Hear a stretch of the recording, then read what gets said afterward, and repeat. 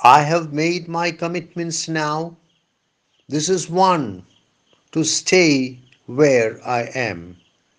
As the poem moves towards its closure, the poet reveals that he has made his commitments. Commitments are undertakings. Commitments are decisions which saddle the person with responsibilities. The speaker has made his commitments, and one of them is to remain where he is, to stay where I am, to remain in India, to spend the rest of his life in India.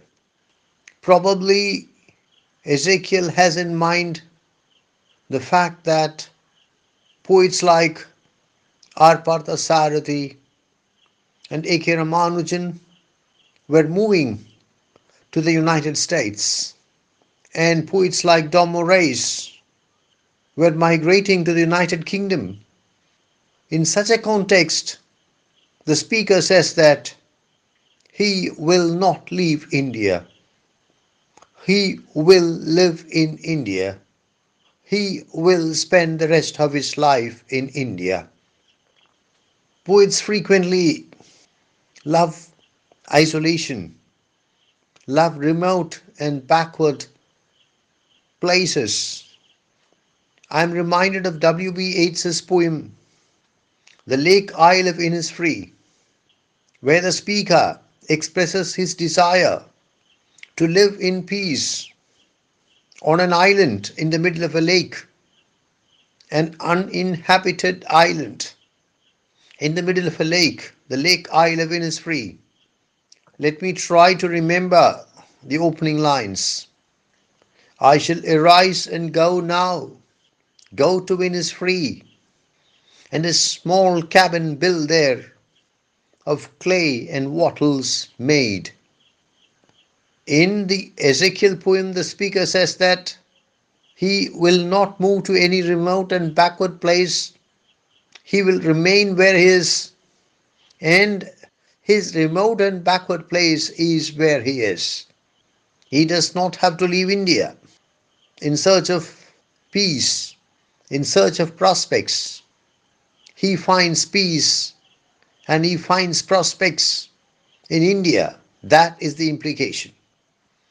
I would like to juxtapose the poem in general and its final stanza in particular with a few sentences from Nissim Ezekiel's well-known essay, Naipaul's India and Mine. I quote, I am not a Hindu, and my background makes me a natural outsider. Circumstances and decisions relate me to India. In other countries, I am a foreigner. In India, I am an Indian. Unquote. Perhaps I should say a few words about the autobiographical element in Background Casually. Background Casually is one of the finest autobiographical poems in Indian literature in English. Nissim Ezekiel used to say that ultimately a poem should be read as a poem and not as a report on the life of the poet. At the same time, we have to admit that the autobiographical streak is very strong in the corpus of Ezekiel.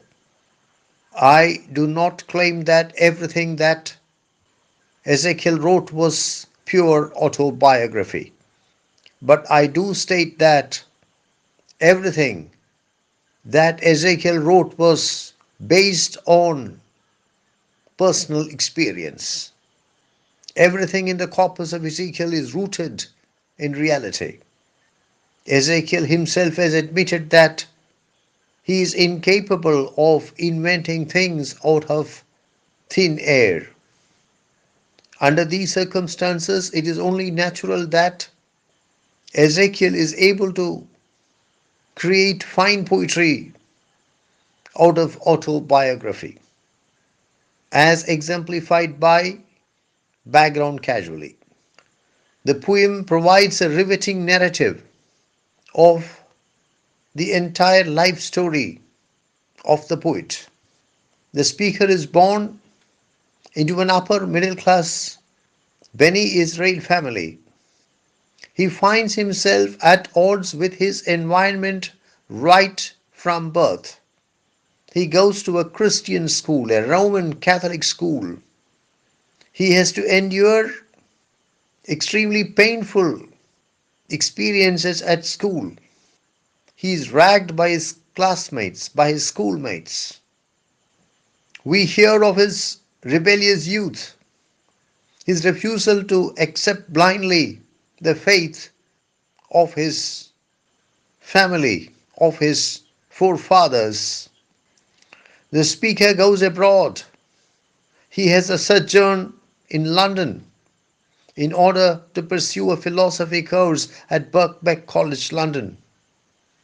He lives in a basement flat in London, but he is not always alone. He returns to India on an English cargo ship, working as a deck scrubber. Thus, he works his way back from London to Bombay on an English cargo ship, serving as a deck scrubber. We realize that he nurses a passionate ambition to write and to write better and better. As the poem moves towards its close, we come to know that he is a part of India. I think I missed an important point. The speaker marries, changes jobs, and finds himself a fool. Marriage is something which makes many men realize that they are fools. Marriage is like a looking glass, like a mirror. A man can look into his marriage and realize that he is a fool. As the poem moves towards its close, we realize that the poet has become a part of India. He does not want to escape to any remote and backward place because his backward place is where he is. He has made his commitments, and one of them is to remain in India, to live in India, to spend the rest of his life in India. It is possible to find in the poem a relentless quest for identity. The speaker searches for his own identity, and by the time the poem concludes, the speaker has found his identity. The poem makes it clear that elements like ethnicity, family history, religion, socio-economic background, culture cannot be brushed aside. They play a crucial role in our lives. Much of what the speaker has to undergo in life is because of these factors. At the same time, the poem sends a very powerful message regarding the choices of individuals. The poem makes it clear that one's destiny is at least partially in one's own hands. We are what we are, to some extent at least, because of the choices made by us. For example, it is for us to decide where to live. It is for us to decide what makes us comfortable. Thus, the poem tries to work out a balance between the power of circumstances and the power of individual choices. It is well past midnight and I am feeling rather groggy. I would like to wrap up my class by saying a few words on the stylistic component of background casually. It is a cliche among students and teachers of English departments to state that Nissim Ezekiel was responsible for the free verse revolution witnessed by Indian poetry in English after independence. It is also true that Ezekiel was perfectly comfortable with traditional verse, unlike many other Indian poets in English of the post independence period. He used to say that he would be ashamed if he had to admit that he could not write traditional verse. This is like a painter who says that he cannot draw. According to Ezekiel, there is no point in becoming a master of free verse if one does not have a mastery over traditional verse. Nissim Ezekiel is a master of free verse and also a master of traditional verse. Let us now examine the stylistic nature of background casually. Is it a free verse poem or a traditional verse poem? Background casually is divided into 15 stanzas of 5 lines each. To that extent, it is a poem in traditional verse. However, the poem does not appear to have a regular rhyme scheme. It is true that some stanzas of the poem display some regularity with regard to rhyme scheme. For example, it can be said that the rhyme scheme of the opening stanza, the rhyme scheme of the opening stanza of the first stanza of the poem is A B A B C. However, one has to hasten to add that the rhymes are not perfect rhymes. They are only half rhymes. Most of the other stanzas of the poem do not display even this kind of regularity. In some stanzas, there is no rhyme scheme at all.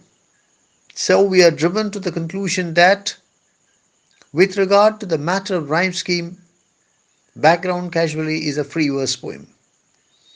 A crucial element of the poem in traditional verse is the metered line. I have tried my best to subject the lines of Background Casually to scansion, and I have been driven to the conclusion that the poem does not use the metered line. In some lines in the poem, we can detect the ghost of a meter, but beyond that, the lines of the poem do not allow themselves to be scanned, and I am not able to identify any regular metrical pattern in the poem. Thus, Background Casually is partially a free verse poem and partially a poem in traditional verse. I think we can state that in Background Casually, the poet achieves a beautiful fusion, attains a happy marriage of traditional verse and free verse. This makes Background Casually of Nissim Ezekiel one of the remarkable monuments in post independence Indian poetry in English in the matter of stylistics.